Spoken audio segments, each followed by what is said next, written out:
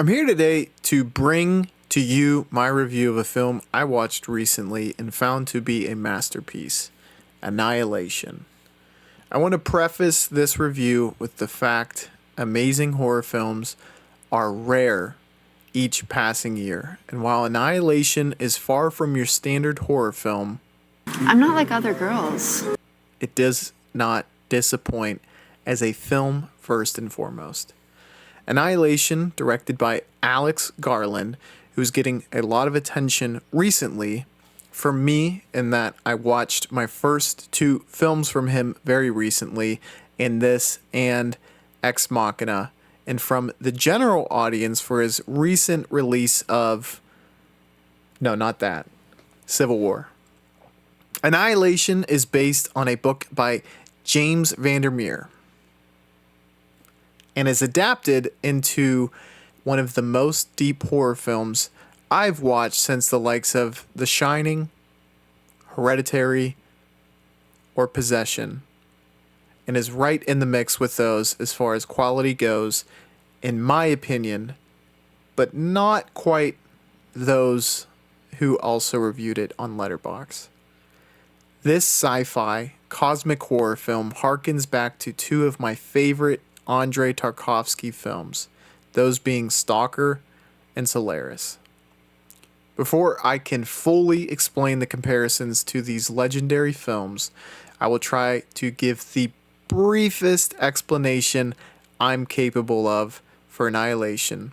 Spoilers ahead. And subscribe. When a meteor lands at a lighthouse and causes a shimmer effect around the crash site that the military tries to examine only once they learn of his existence, expeditions are sent in but come to no avail, and the shimmer begins to expand further and further.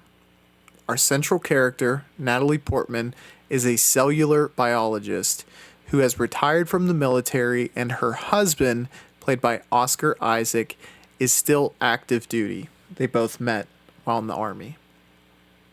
Oscar Isaac went on an expedition into the shimmer, as we later find out, and ends up mysteriously in the home of Portman and himself, delirious and sick after leaving a year prior for his last mission.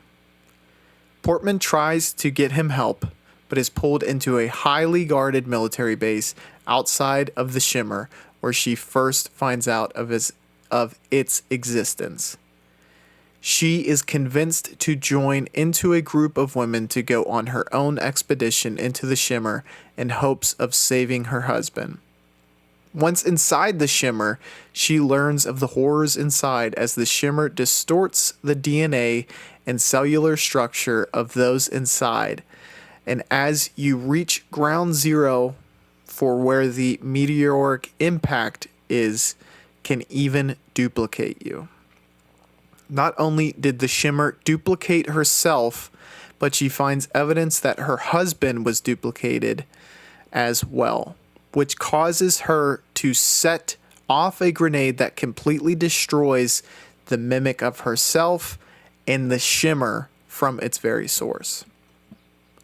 Portman and Isaac are put together in quarantine together, where Isaac admits he believes himself to be the duplicate, and we see that they both have a shimmer/glimmer in their eyes before we roll to black.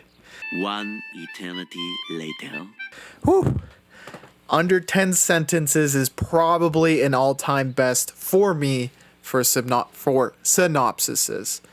Now let's get to the Tarkovsky comparison before we delve deeper into what makes this story so special for me. The Shimmer is so very similar to the Zone from Stalker, both in that they represent a forbidden area that changes those who choose to go and possesses otherworldly power. The Zone has the ability to make your deepest wish come true, and is thought of as a religious experience by the stalkers, people capable of navigating you to the Zone across what is a very dangerous path. Tarkovsky illustrates this place as very special to us by covering the outside world with a sepia filter while the zone itself is lush with wildlife and color. Garland does something very similar in that the shimmer itself has a magical outer shell, but also the plant life and wildlife inside is completely different from the outside world thanks to special effects. While the mythology of both the zone and the shimmer greatly differ, the zone granting wishes and the shimmer creating and mimicking life, they both serve to make us question whether there is a higher power, whether it be religious or extraterrestrial. We then come to the comparison of Annihilation and Solaris that picks up the slack where Stalker slightly differs. As said previously, the mechanism in which the shimmer works is different from the zone while representing something similar, but the planet of Solaris is even closer to the idea of the shimmer.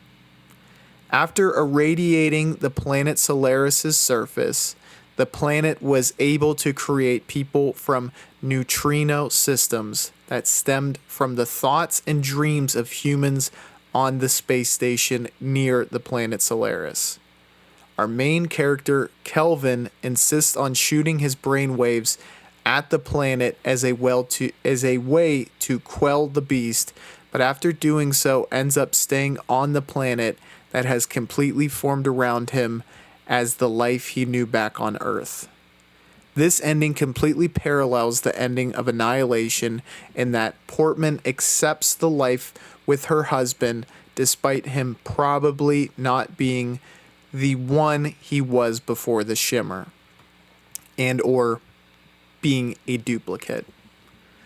The slight difference between Solaris and Annihilation is that physically Portman is not the same either. We can go down so many pathways with Annihilation as far as exploring. A major reason I really think this film to be a masterpiece, but let's start with everyone's favorite topic. Cancer is unmistakably mentioned a multitude of times throughout the movie's runtime. First in Portman's academics. Is from a tumor. Female patient, early 30s, taken from the cervix. Then mentioned when Lena is describing losing her son to leukemia. A daughter. Leukemia. And later in Dr. Ventress having terminal cancer, and that being the motivating factor for her to volunteer for this mission. Ventress made the decision. Ventress had cancer. She was never coming back. This, in a way, is how the shimmer is seen metaphorically in the pessimistic perspective. The shimmer causes mutations in the DNA it has swallowed and can be seen as something malignant that must be destroyed. Josie's fate is interesting in that her fate is caused by fear. Cassie, another member of the expedition, was killed by a horribly mutated bear, which even began to mimic her death throes as it attacked the rest of the group. Josie saw this and thought it better to succumb to the shimmer as a humanoid plant rather than face the fate of Cassie. An important piece that should be mentioned is that she would, and I'm referring to Josie, self-harm to feel alive, in the words of one of her fellow team members. It can be said that Josie represents a realistic perspective of the shimmer. Seeing that her fate could be much worse, she succumbs to something that she has gone to harmful lengths to avoid in the past, thus becoming something that lives without truly being alive. The last and arguably most fruitful perspective is that of Portman's character. She insists on the group carrying through to the lighthouse despite objections from nearly every member of her team. When she finds Dr. Ventress at the bottom of the lighthouse, she sees Ventress transcend into something that is completely annihilated from the version of Ventress's past self, I'll say, being split to the tiniest molecule molecule and then absorbing a drop of Portman's blood before becoming a mimic of Portman. Before this, we see video evidence of Portman's husband, again, Oscar Isaac, named Cain in the film, killing himself with a phosphorus grenade because of the mental turmoil of having a mimic himself and not being able to distinguish his identity from that of the mimic. I find the name Cain to be extremely coincidental, as Cain in biblical text is the first human to commit murder, that being of his brother Abel. This is most likely a nod to Cain's mimic being the first to cause his human death. Another visual element to be explored is within the lighthouse and the lighthouse itself. The lighthouse looks almost like a tree of life, you could say, while the entrance that birthed Portman's mimic resembles that of a birthing canal. While Portman has to trick her mimic into destroying itself the same way her husband did, I find her role to be the most optimistic towards the Shimmer of our main characters. Where Oscar Isaac cannot exist in a reality where a complete replica of himself exists, Portman must exist because this mimic of Isaac still exists. Upon learning of the power of the Shimmer, Portman becomes the optimistic perspective despite destroying the Shimmer. She learns from the video of Oscar Isaac that the world cannot exist with two versions of themselves, but she knows that the changes to oneself inside the Shimmer are not all malignant, and yearns to be with the mimic who is atomically her husband. In the ending, we find that they both are different from our perspective through the glimmer in their eyes, but their essence has remained in their own mind, or that their love still exists.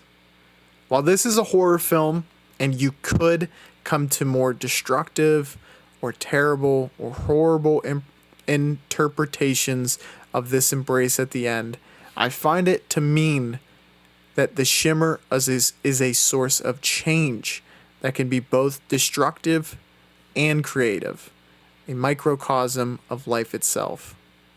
I find this movie to be absolutely amazing, so thoughtful, and a 4.5 by my standards, out of 5, of course. I'd like to hear your thoughts on this film down below, but first be sure to subscribe to the channel, and I will catch you on the Flippity Floop. Bye, y'all.